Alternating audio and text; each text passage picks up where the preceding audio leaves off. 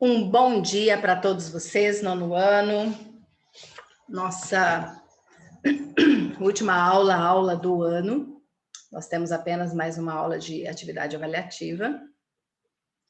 Mas hoje, a nossa última aula online desse ano de 2020, que nós não imaginávamos que ficaríamos até final do ano desse jeito. Mas vamos lá, né? Fazemos o quê? Deus sempre no controle de todas as coisas, Deus sempre cuidando da gente.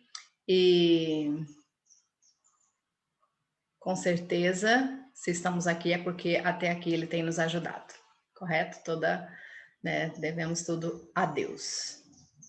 Mas vamos lá. Hoje nós vamos ali para o início do livro, porque como eu corrigi, eu expliquei para vocês toda a parte de gramática.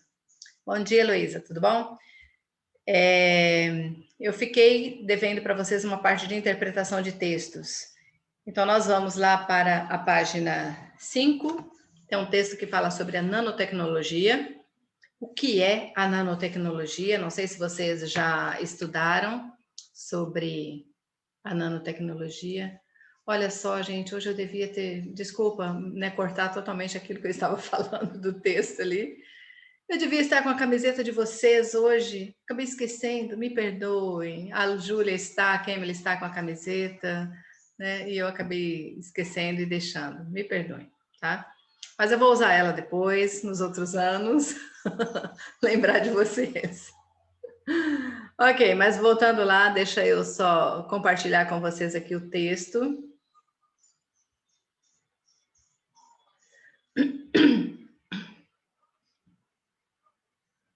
Aqui nós temos então um texto que fala sobre a nanotecnologia. Opa! Nanotecnologia. Deixa eu colocar.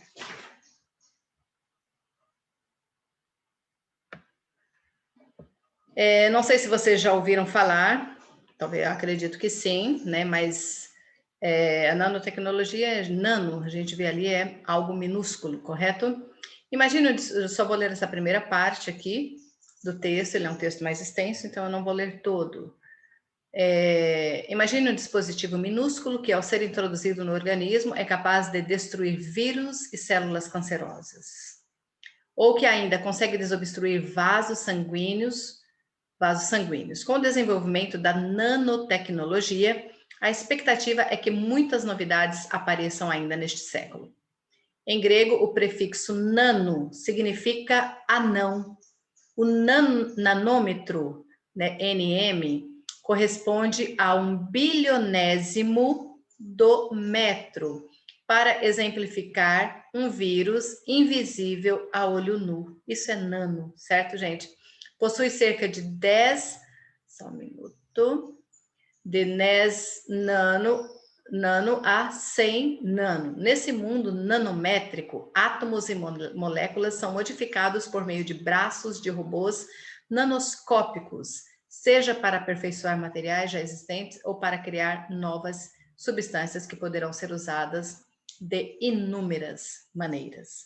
Então, ali a gente vê assim, hoje, né, a nanotecnologia está presente em nosso dia a dia e pode incluir vários avanços, né, no futuro.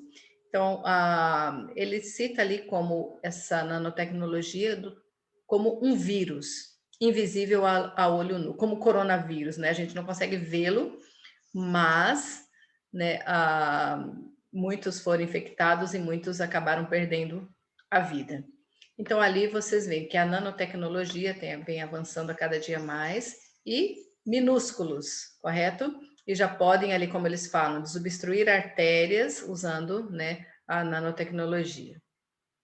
Opa, desculpa, voltei sem querer. Então, eu vou agora direto aqui para a parte de interpretação dos textos da página 6.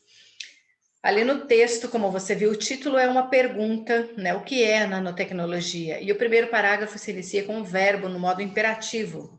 Que efeitos essas escolhas textuais podem ter sobre o leitor? Por meio da pergunta que forma o título, o texto convida o leitor a refletir sobre o tema e, por meio do verbo no imperativo, o leitor é convocado a pensar em uma situação hipotética, Dessa forma, ele vai sendo instigado a se inserir na abordagem da matéria, correto? Por isso foi utilizado ali uma pergunta e o verbo no imperativo depois. Número 2, quais são os objetivos do segundo parágrafo do texto?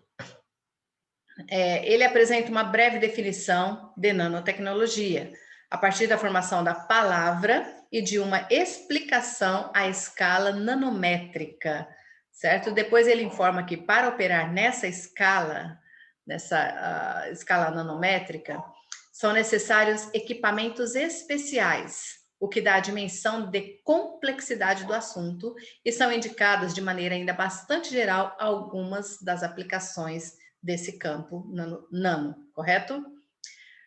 Número 3, na área da informática, quais são as inovações possibilitadas pela nanotecnologia em termos práticos? O que isso significa? Então, se vocês observarem ali um exemplo, quando surgiram os computadores, né, os computadores primeiros, eles vinham com aquela caixa atrás, e aquela parte de baixo, onde era exatamente o computador, tinha a tela, né, a tela, e aquela parte de baixo, que eu já esqueci o nome até.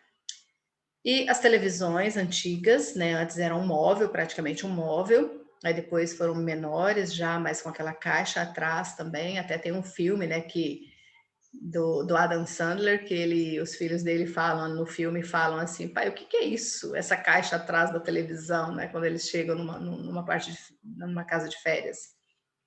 E os aparelhos celulares também a gente observa hoje, né? A tecnologia que nós temos ali, então tudo isso ali, né? E cada vez se tornando menores, as telas de televisão, os computadores super finos, não é? E cada vez, né? Mostrando ali a nanotecnologia.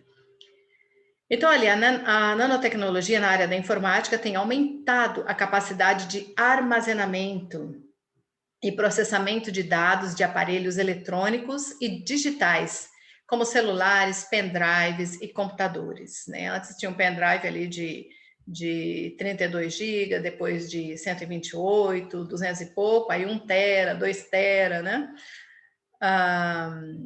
Em termos práticos, isso significa que é possível fabricar aparelhos cada vez mais complexos e mais leves e práticos, correto? Número 4, no setor alimentício, que exemplo o texto apresenta de aplicação da nanotecnologia? O texto fala da produção de películas que prolongam a durabilidade de legumes e frutas sem prejuízo para o sabor nem para a aparência. Então, se vocês lerem todo o texto ali, ele é um texto mais extenso e eu gostaria de ler todo ele com vocês, mas eu acho interessante que vocês leiam todo ele, prestem bastante atenção, né, que ele fala sobre essa parte ali muito interessante, certo, gente? A gente, né, nem imagina como que está hoje a tecnologia toda tão avançada que está para algumas coisas, e a gente vê assim, não, prefiro não dizer agora, né, que eu ia falar alguma coisa, dar a minha opinião, mas deixa quieto. Então, ali é número 5, de acordo com o texto, quais são os possíveis riscos da nanotecnologia? A nanotecnologia possibilita que se crie, a partir de um átomo, uma substância química totalmente diferente das que existem na natureza, o que pode gerar desequilíbrios nos sistemas ou usos indevidos. Ou seja, será que as pessoas não podem criar ali um vírus e depois espalhar isso dali? É algo de se pensar, não é, gente? E a gente começa a imaginar assim, muitos usam para o bem, né, para a cura, para a medicina, principalmente ali, que a gente observa que é bastante interessante, mas tem muita gente que acaba criando aquilo com maldade, né, para o mal, acaba usando da tecnologia para o mal, correto? Então existem esses dois lados ali. E o que fazer, e o que é possível fazer para reduzir os riscos? Seria, né, interessante ali, fundamental, criar mecanismos, de acordo com o texto, né, de regulamentação, como leis e órgãos técnicos de vigilância, tendo em vista a segurança da sociedade. Correto? Então, isso dali é importantíssimo, né? Que criassem algumas leis e regulamentação, certo? Agora nós vamos ali para o exercício número 7. Qual é a importância das tags que aparecem no final do texto? As tags são as palavras-chave do texto ali. As que resumem o seu tema e as suas ideias. Por meio delas, é possível relacionar esse texto com outros do mesmo site que também apresentem essas tags. Logo, essas palavras-chave funcionam como um mecanismo para redirecionar os leitores a novos textos, né, permitindo que eles aprofundem seus conhecimentos sobre os assuntos tratados ali. E como é interessante, né, quando a gente, né, um determinado assunto nos chama atenção e você vai pesquisar sobre, né, esse assunto e você vê ali aquilo que você, né, às vezes quer, né, tanto quer saber alguma coisa além daquilo que já está escrito ali. Você quer aprofundar no assunto. Bastante interessante. Aqui agora nós temos, né, organização e elementos de texto na web. Então, isso aqui eu acredito que todos vocês já saibam. Né? Então, ali nós temos dentro de uma tela de um computador, né, links para os perfis do Ministério das Redes Sociais. Comecei ao contrário aqui, tá, gente? Mas, né, tranquilo ali. Link para acesso ao Velibras, né, ferramenta que traduz automaticamente conteúdos digitais para Libras. Olha só que interessante, né? Campo de busca dentro do site, cabeçalho com o menu principal do site, botões atalho para navegar no site, menu com botões para acessar conteúdos do site aqui, e localização do leitor dentro do site. Você está aqui, certo? Será que eles não têm tudo sobre nós também? Né? Às vezes nós nem imaginamos e estamos sendo, né, vocês acham que você está vendo alguma coisa, sendo que eles estão nos vendo, correto? Links para o compartilhamento ou impressão do conteúdo e menu com conteúdos em outros formatos, correto? Então, tudo isso dentro do site ali que você entrou. A primeira questão aqui, observe atentamente a página a seguir, a versão digital da revista Galileu. Por meio dos boxes, explique brevemente cada elemento indicado. Aqui temos essas, de acordo com as setinhas que estão indicando. A primeira, botões que navegam pelo portal em que está hospedada a revista. Esse outro aqui, botão de busca. Mais um aqui, botão para acesso às redes sociais da revista. Nessa outra, botões do menu principal da página da revista. Links para outras notícias da revista. E de acordo com essa outra seta aqui, botões para compartilhar, aumentar ou imprimir o conteúdo, botões que relacionam o conteúdo com ações do leitor com base no seu perfil pessoal das redes sociais, onde ele está aqui, tags ou etiquetas que direcionam para outras notícias e conteúdos sobre o mesmo assunto, está aqui, link que direciona para a página fonte do conteúdo, já está aqui embaixo, links que possibilitam a relação entre o perfil da revista nas redes sociais e o perfil do leitor nas redes sociais. Olha onde está esse outro aqui embaixo, e mais um, né? Cadê? Tags ou etiquetas que relacionam o conteúdo publicado com outros conteúdos publicados sobre tais assuntos. Nesse penúltimo, que está aqui, ó. Botões que relacionam o conteúdo com ações do leitor a partir do seu perfil pessoal nas redes sociais. E esse último, botões para compartilhar, comentar ou imprimir o conteúdo. Então, tudo isso aqui vocês com certeza entendem super bem, entendem bem melhor do que nós mesmos, correto? Porque, né, vocês já nasceram na era digital e alguns nós precisamos aprender. Ainda eu acho que tudo, né? Cada dia que você aprende uma coisa nova, amanhã já tem outras diferentes.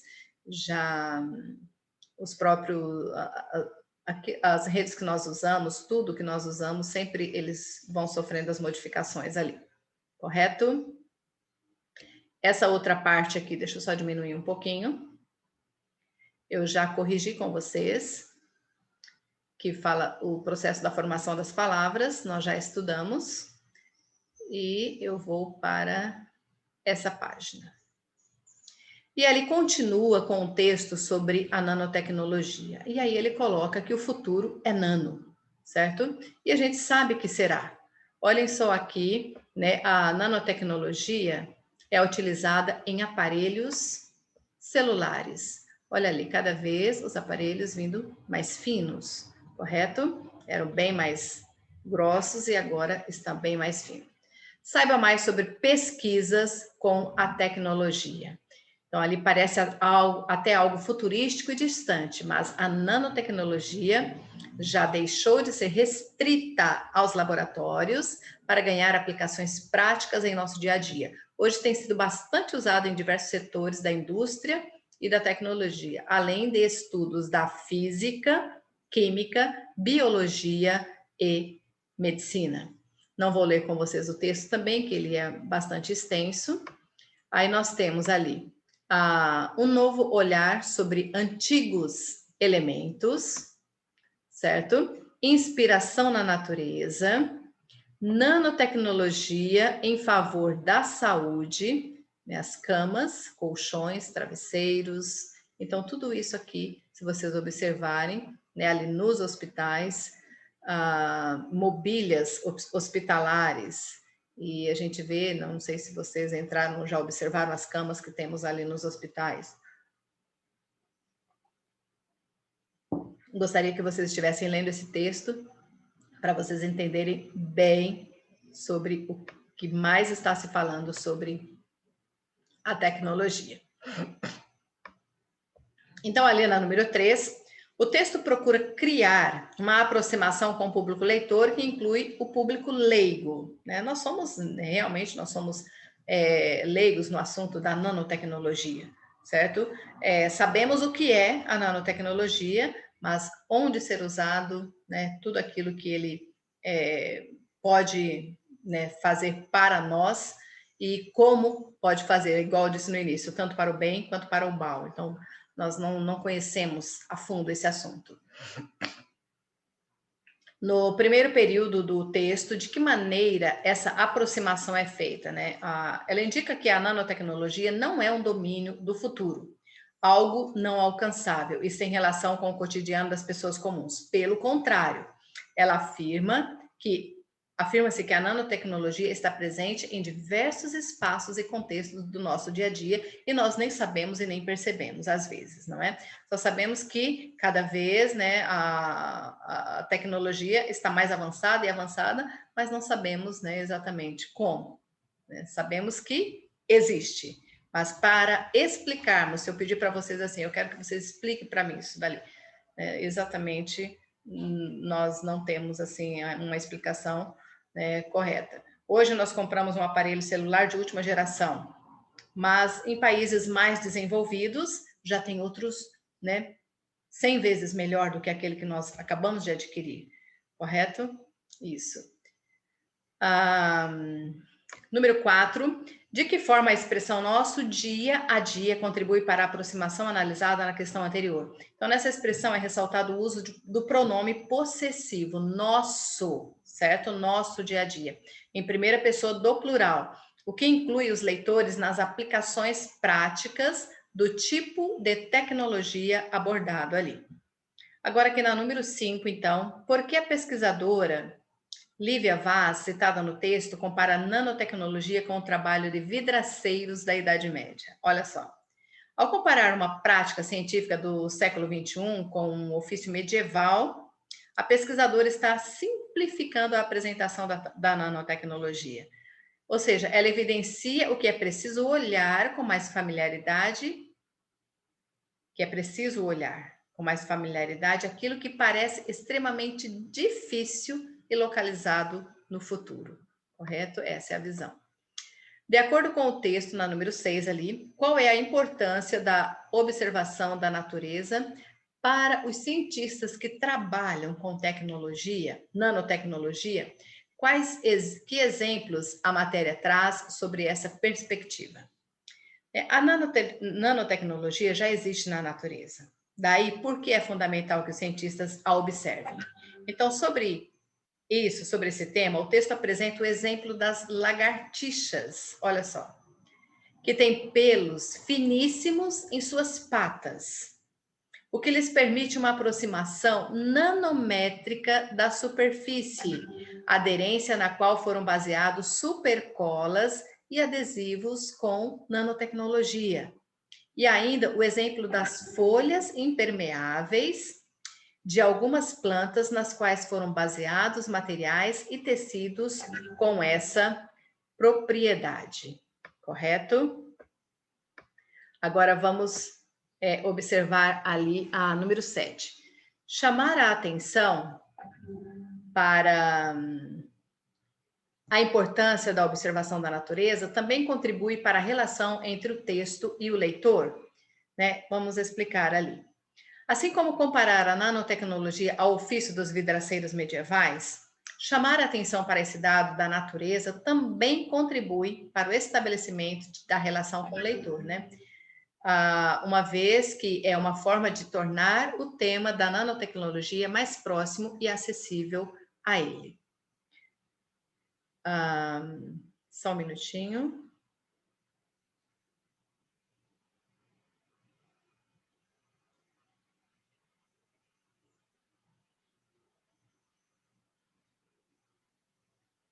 Só um minutinho, gente.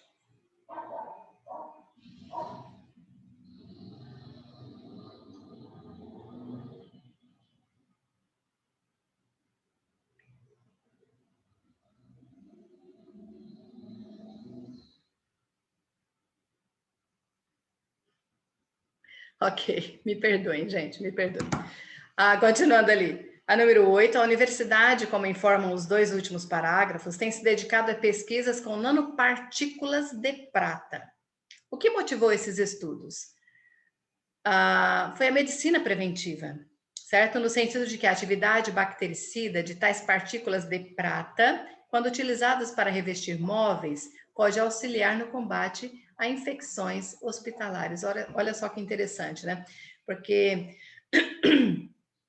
é comum as pessoas estarem ali nos hospitais, não fazer alguma cirurgia ou estão com algum problema e pegar uma bactéria hospitalar. E muitas pessoas acabam morrendo depois que pegam essas bactérias, né? Então, isso é bastante interessante. O que isso destaca acerca de muitas pesquisas científicas?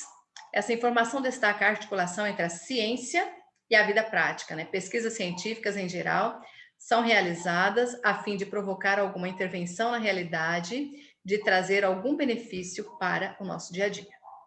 Correto? Agora, ali na número 9, qual é a importância de as universidades e os centros de pesquisa publicarem matérias de divulgação como a que você leu? Então, você acha que é interessante ali, né,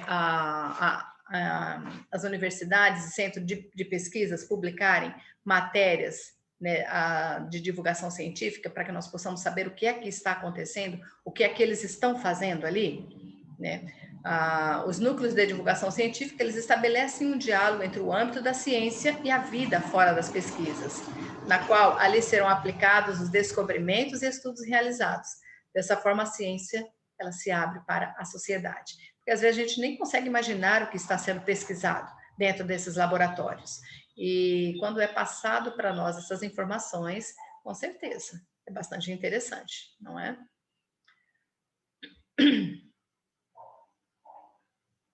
Só um minutinho aqui, gente. Eu vou disponibilizar para vocês depois o gabarito aí já passa para o outro capítulo, dessas parte de interpretação de texto, porque eu sei que não deu tempo de vocês todos copiarem, porque as respostas são extensas, e depois então nós passamos para vocês ali, eu envio no grupo. Correto? Só um minutinho, por favor, deixa eu